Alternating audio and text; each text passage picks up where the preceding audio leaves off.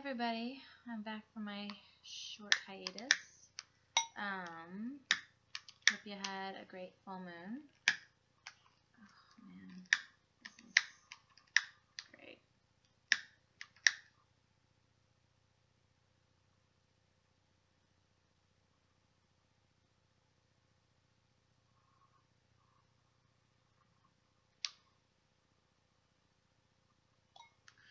So, I've been clearing some stuff out of my storage unit, and I got 2 new decks out. Well, they're not new, but they're new to this channel. I have my astrological deck, and then my first deck, the Gilded Tarot, that I didn't touch for like 2 years, and it just sat in my night table for like ever, because I was just too absorbed in life to, I don't know, study it, to try to put in the effort and time. And the crazy thing is, once I did, it was just like, and it like, you know, just analyzing everything about the deck and how to read it and the different ways. It just seems so overwhelming at first, but it's definitely worth taking the time to do. Not only that, but I got my first piece out of storage, finally, that I painted, which is sitting right behind me. I don't think I've ever had it in the video, so I'll scooch to the side. And this is the Devil card. And there's a lot of aspects to it that I didn't see right off the bat, but I've had other people point out to me, which I thought was intriguing to see what other people had thought about my work that I wasn't necessarily seeing. So, you know, perspectives are different. Not everybody sees the same thing. Not everybody can see what's going on, the full picture, but there's so many different aspects of a situation that is going on. So I wanted to read an excerpt out of this book that I got, and I found it really interesting. It's called Moon Magic by Dion Fortune, and she it was kind of like a magic story, but it kind of was transcribed not to be fiction. It's like a mix between fiction and nonfiction. It's interesting.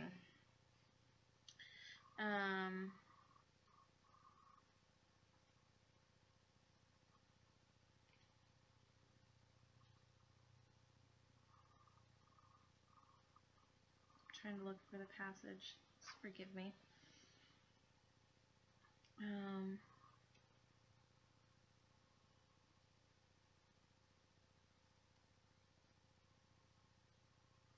Okay, here we go. It says,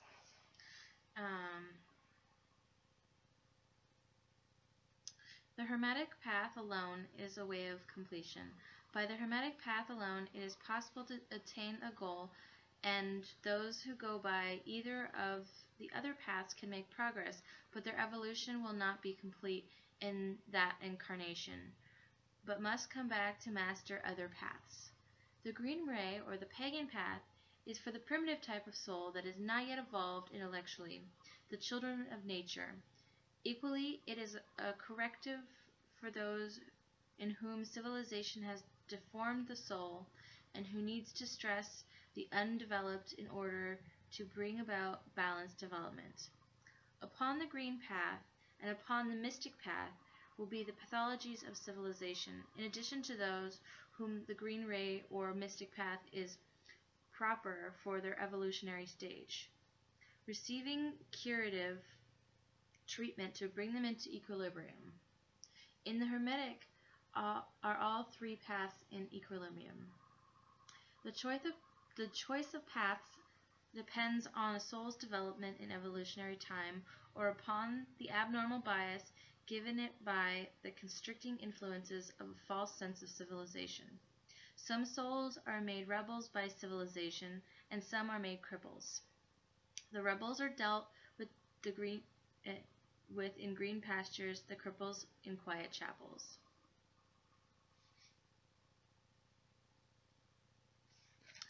thought that was very interesting. How it does talk a lot about, you know, there are different ways, there are different goals that we are sent into life to achieve and to understand and to learn. And you know, we experience traumas in our life not because we're being punished, but because we are here to learn the strength and the fortitude of our soul. And I understand that totally sounds like a complete, you know, an utter cop-out, and, you know, not holding space for a victim. And, you know, there should be space for a victim. You know, events like that can happen, like, you know, war, destitution, rape, murder, those kind of things, they don't just go away. You know, it takes time to have dealt with those emotions and stresses and strains, but we go through a process, and as long as we embrace the process and learn different things, then we can, you know, truly understand ourselves through the reflection of how we were in the process of dealing with that tragedy, or that, you know, the pain and the suffering. They talk about, you know, relationships, and you know, you want to have people around you and you want to be surrounded by love and comfort, but sometimes we surround ourselves with people that block off the reflection that we need to be seeing. That one was all right. In our lives, and what needs to be shown to us. And we know it's there. It's not like it's completely hidden, but we're able to block it out enough that it doesn't, it's not in our face all the time. We're able to deny it and be in denial of it. And so it stunts our growth. It doesn't allow us to progress forward, and it keeps us, I would say, probably in the green path, the pagan, you know, patterns, where we enjoy the simple and honest pleasures of life and not strive to progress. And that in itself leaves us not in equilibrium, not balanced. And we eventually have to figure out, you know, when we get to a certain point in our lives, are we going to just keep going, or are we going to try to progress and evolve? And I think that a lot of the struggle and the strife that we have been dealing with humanity as of late, and like wondering how somebody could possibly believe that, you know, a certain candidate would be a viable option, you know, people and their different life choices, you know, different gender expressions and presentations, people, you know, choosing different careers that aren't traditional, and you know, what is, you know, been used to in society as something that was a viable option. You know, you look back at a lot of things, like movies and shows, and you see like people stressing out about the judgment of others. And it's so strange because you see that, like, now we are more accepting of certain things. We have opened our expansion. And so I think the most important thing to remember is that, you know, there will be a change. There will be a shift. It will be seen in a different light. And as long as you hold that truth that you know in your heart, to be that truth of yours, and you don't let anybody you know, distract you or destroy you from, there's 3 there, okay, you know, believing that and shaming you. I think shame is the biggest thing, because shame is projected. It's the inner shame that someone else feels for not being powerful enough to stand in their own truth. So when somebody stands there and they say something, or they believe something that they know to be true in their heart, and they're not ashamed or afraid to say it, there is a backlash of people that don't want to acknowledge this truth. They want to suppress it, because if it gets out, then they might actually have to deal with something within themselves. They might actually have to deal with their own truths that they're, hiding. And they used to say this thing about, coming out of the closet is, that is the main term for coming out and telling people that you're gay.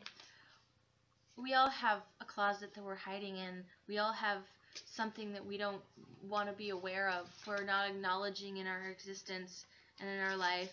And we are afraid to speak our truth of the matter to ourselves. And so we sit in misery in our own, darkness for who knows how long it takes until we actually truly fully accept ourselves for who we are. And that means not letting the shame and not letting the truth of others speak for us. Okay. And I think that it's a really toxic thing to allow people to keep you in a place of darkness, keep you in a place where you are ashamed of who you are, regardless, And I think the biggest one I want to say, it would have to be the strong woman, and being accepting of a woman being a dominant player in a game, in reality, in life, where a woman, she goes after what she wants, and not because she's trying to be your partner, or she's trying to date you or have sex with you. I mean, that she might want to, but I think it's more so like somebody who wants to be seen as an equal, valuable person sitting across from you, having a conversation, and being a person of value. And it's a really shameful thing. I know for me, I felt shame that I was an assertive person who knew what she wanted and wanted to go out and get it, and I got met with this, oh, well, hey baby, this like, oh, you're just here for me, like my sexual appetites, my flirtation needs. No, I'm here to be a person. I'm here to be an equal contributor. I have skills, I have value, I can contribute, I'm good at doing things. And and I think that there's a lot of women out there, and we wanted to join the workforce, and we wanted to get out there and make a difference, and we ended up having to kind of play the game and got stuck in these roles that were not really worthy of the time and effort that we could put in and we could actually create. There's so many things that I think that are useless tasks and useless or menial jobs that are done by somebody who wants to go out and wants to do more, but aren't given the opportunity because they're not willing to play the game that was been put in place, or they are not, they're up against a glass ceiling where, they're kept out of the locker room. They're kept out of the secret meetings where somebody else gets the promotion. Somebody is, favorable to nepotism, even if it's not in the family, but it's a friend or, something like that. So I think I think that's one of the main symptoms of the patriarchal society that we live in. And, there are wealthy men and women. I'm not going to deny that. But there overarchingly are mostly wealthy men in charge of the system that's put in place, and hiding the money and keeping the public in the dark for the most part by distracting them with other things, like people in bathrooms that shouldn't be there. You know who shouldn't be in a bathroom? A pedophile. You know who mostly are pedophiles? The people worried about everyone else's genitals. Aha! I mean, you can tell a lot about what people are what they're about with what they talk a lot about, what they're worried about, what they stress out about. that is like people's focus. They focus on those things. People can be more about a lot of things, but when they focus so much, they're projecting their insecurities, who they are, all that straight up. And when we get distracted and we get angry about it, that's the goal. It's this distraction. It's this emotional ploy to keep you from looking over behind the curtain and seeing the wizard on his little stool. He looks so big, but he's just over here, and you just have to pull back the curtain. That's what we need to do. We need to pull back the curtain of society and start looking at the reality of it, the nitty-gritty details of the money and the finances, and how we can really pull back out of the outside world.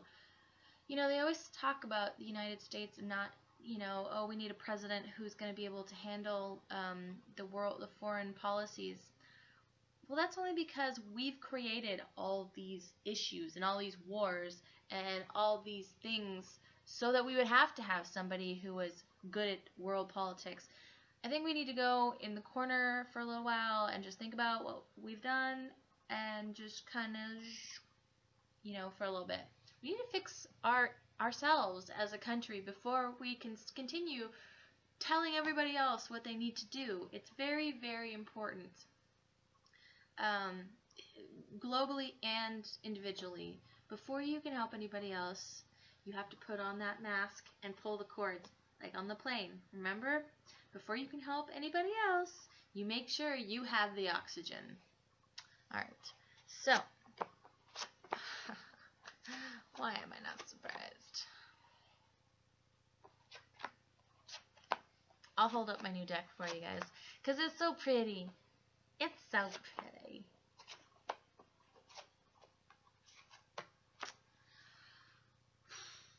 Well.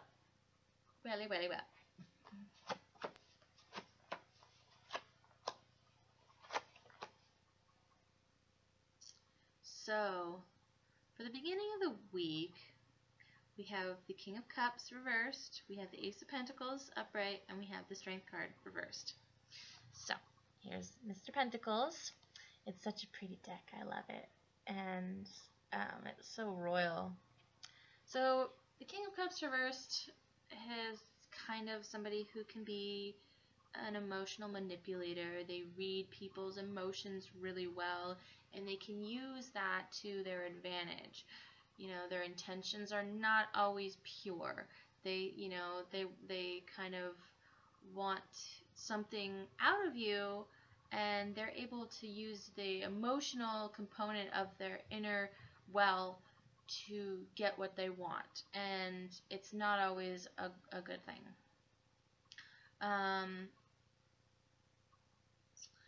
In the upright, he is a very kind and loving, giving man, but in the reverse, he can also be, like I said, deluded in his own, hiding behind the illusions that he wishes to see for himself. And it could be a woman as well. It's a masculine energy. It can also be somebody who overindulges in things such as, alcohol and drugs, spends too much time, chasing the ladies and not actually trying to find a suitable partner that would help him grow. But, it's this overturned kind of drunken king, and it's a king energy, so it's it's somebody who's established, so they could be pretty good at doing that kind of thing. And then we have the Ace of Pentacles upright, so it has something to do with perhaps a job or home situation, financial situation, something practical, tangible, and then we have the Strength card reversed, and it's a beginning of something. So it's a new venture of sorts, a new connection or solidifying thing. Um, and the Strength card just talks about understanding your own power and being able to soothe the beast, soothe that energy, the wild energy within. And she holds her rod of the two snakes, which is kind of about the balance, because we have the light snake and then we have the dark snake, and it also represents medicine. And she has the infinity symbol over her head. So it's all about this like balance between your animal and your human nature. So I think it could be something where you're starting to realize that you need to look at the world that you are, surrounding yourself in. What are you trying to, have in your life? What are you trying to cultivate? Are you just someone who uses people, or are you, actually trying to progress forward and look in within yourself and better yourself? So I think that there needs to be some balancing and some understanding within of like what you are trying to have in your existence. Are you trying to be a warm, kind-hearted person who really cares about other people, or are you trying to get something out of it? Is it just for your own gain? And so for the middle of the week, we have the Hangman, and then we have Temperance reversed, and we have the Empress reversed. So in the middle of the week, man, this is gonna be a little tough week, I'm gonna say. There's gonna be a period of looking at things in a different way. So there's gonna be a pause, a timeout, where you're, trying to really collect yourself and collect your existence in your life together. And I mean, I think it's because, we have this Temperance card reversed. I mean, it's already pretty, wild on this card, but we've got this crazy, tiger face on the bottom, kind of like the tiger in the Strength card. So I'm finding that, like, there's a theme of, like, unbalanced behaviors, or, like, temperaments that are unbalanced, like you're hot and you're cold, or you're up and you're down, and you're, aggravated, and then you're totally just carefree, and you have to figure out where can you, connect the middle of those two. Where can you find the balance? You don't have to be so up and down. And we have the Empress reversed. So I don't show her often enough. She's a very lovely card, and she's all about like the female aspect of our personality, nurturing. She is the giver of life and birth and creation. But reverse, it can be like this, feminine energy of imbalance as well, and in this, feeling like your projects are going to waste, or you're not being able to create properly, or you are being taken advantage of, and maybe the reason why you are this King of Cups here reversed is because you feel like you've incurred that kind of energy, and so that and sometimes when we feel like we're attacked, that we need to attack back outward. We need to, jump on it and get ours back, take the power back, control. I know I've recently felt like, a little powerless in my existence and needing to take control back as well. But, it's all how you undertake it and express it. Are you just doing it randomly and like aggressively to anybody, or are you actually going to the root of the problem and figuring out what needs to be done?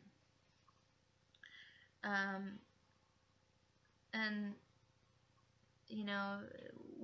what are you creating? what is going to become of this action, this effort, this gestation period. And so I think that's what we're going to be doing. We're going to be looking at things in a different way this week. I like this version of the Hangman. And then, so the end of the week, we have the Four of Wands, covered by the Three of Swords reversed. So I was pulling cards, and some more cards are just popping out. And this is a week, so I decided that I was going to do something like that. So the Four of Wands upright is a great card. It's all about peace, harmony, happiness, home, stability. We have the family and the little bunnies, and everything's peaceful, and we have the dragonfly with the wreath over it. So I think with the Three of Swords reversed, we're finding that, yeah, this one's pretty grim. We're finding that we are moving past things that have disappointed us or have, like, created a divide between another person, and things are starting to kind of be, together. And I think it may have to do with perhaps this King of Cups reversed energy and the Empress energy, where there's, kind of a disconnect or discord between people in a family situation or in a relationship. And I think by the end of the week, it does become overcome, because then we have the Strength card again, upright, which is great. I love it when they come twice in a week. And it's great because this is the daughter of the flaming sword. She has her cup, and she's she holds it over her head, and it's got fire coming out of it. It's an intense card, I gotta say. I love this deck. But it's like, then we have that, like, we understand that we can control our beastly understandings and our urges to want to attack people who are attacking us. And then we have the Emperor upright, which is great, because that brings back in a logical overview of everything that we are experiencing in our existence. And it's also coupled with the Ace of Swords and the Four of Pentacles. So there may have been a situation where somebody was lying, or someone was being untruthful, or even there was the third sword in this card. So maybe whatever was being held on to by the Four of Pentacles, because it's one of those cards where, and it's upright, and, you kind of are holding on to something that has not quite allowed you to feel so secure, because we know that when we have an understanding of the flow of money, then we feel like we can, not feel like we have to hoard things, not feel like nothing's ever going to come. So whatever situation, I think it seems to be a resolved situation. And, because there's a new perspective where we kind of look past the emotional upset that has been thrown in our face that we feel. So,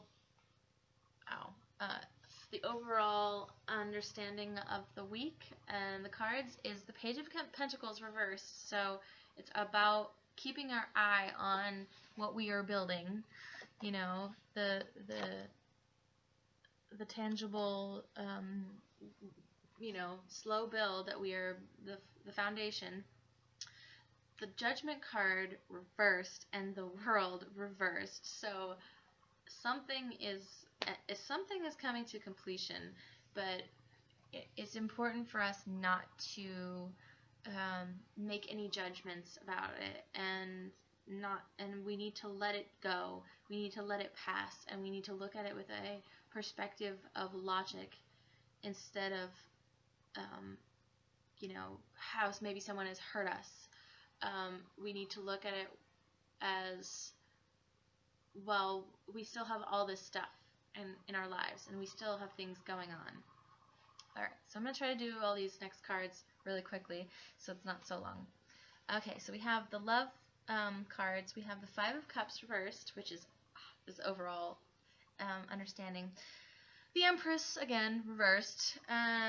We have the Sun card reversed and the King of Pentacles reversed. So there's definitely an issue with an Earth sign. And I've been seeing the Earth elements all around in here. You know, the Four of Pentacles, Page of Pentacles, and the Ace of Pentacles. We have so many major arcana cards, though, so it's awesome. So it's big week. You know, so there may be an issue with an earth sign, masculine energy, somebody who's established, who is being controlling, or who is superficial or focused only on the money, only on the kingdom he is building and the work.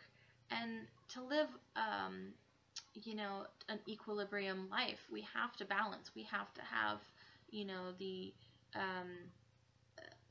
family. We have to have the humility. We have to let go of the ego, and we have to admit when we are being emotional or wrong about a situation, and not hold on to winning or a power grab, because that is not how you know, succeeded anything. You know, you may feel like you won, but you've lost people. You've lost your friends. So I think that there needs to be, you know, the Five of Cups reversed can talk about, you know, moving forward out of feeling like you know, you don't have, you know, love or caring in your life, that you don't feel like you're only looking at the glass half empty.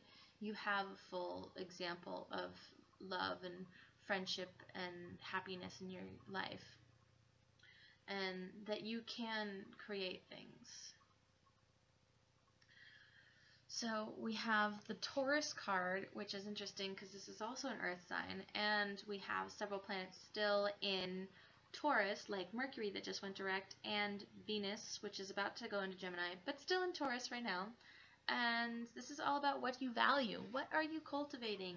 What do you want to make stable in your existence, to cement, that's going to build a great foundation for you? And then we have Uranus, which is in Aries right now, and I think it's actually retrograde. So maybe, and this is the spontaneity, so I think it's talking about not allowing that spontaneousness to disrupt those plans of, you know, building something, of making something. You know, the Aries is the 12th house of Taurus, and that's all about your inner mental workings. And so whatever, you know, comes up, don't let it, you know, shift your perspective too much that you are completely thrown off what you're trying to build. Ooh. So every time I start thinking about and start talking about things that you know, have the angels and the angelic and the energies, I get this like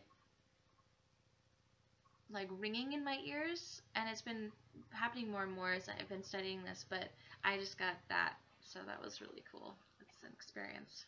So we have 44, Ocean of Eternal Love, as the Oracle card, which I thought was really great, because I honestly think that this is indicative of a rocky relationship and love in your life, and an understanding that it's okay that there will be, you know, that's what, you know, love is up and down. It's not always peaceful, and it helps you grow. It shouldn't be, you know, sad, but it definitely is not just always the same and always comfortable, because, you know, it's a reflection of who we are through another person. It is said that love conquers all. This is especially true for you at the moment. Something is resolved and healed through love. What was previously barren now becomes fertile, a seed that is planted, and you are the co-creator. The conditions are favorable, the timing is right, and a new creation awaits you. The birth of something new brings joy and excitement. The forever changing seasons of eternity turn their invisible wheel, and a new cycle begins. A new image is born.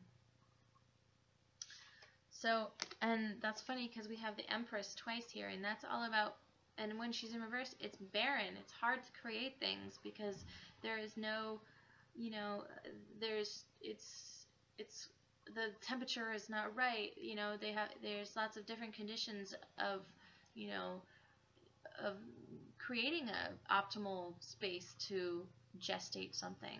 And I think when we finally have the Emperor come in here, I think it allows the Empress to, you know, see things, you know, because they are the couple of the tarot, the ultimate couple of the tarot, and they connect, and they are able to bring life to something because he can show her the overall space that she's needing to, you know, to create in. And she, you know, he shows her that maybe there's things that she's spending too much time or energy on that are hindering the creation.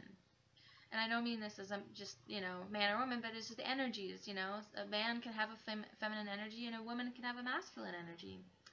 So I think that's all I have today, and I hope you guys have a very inspirational and moving week.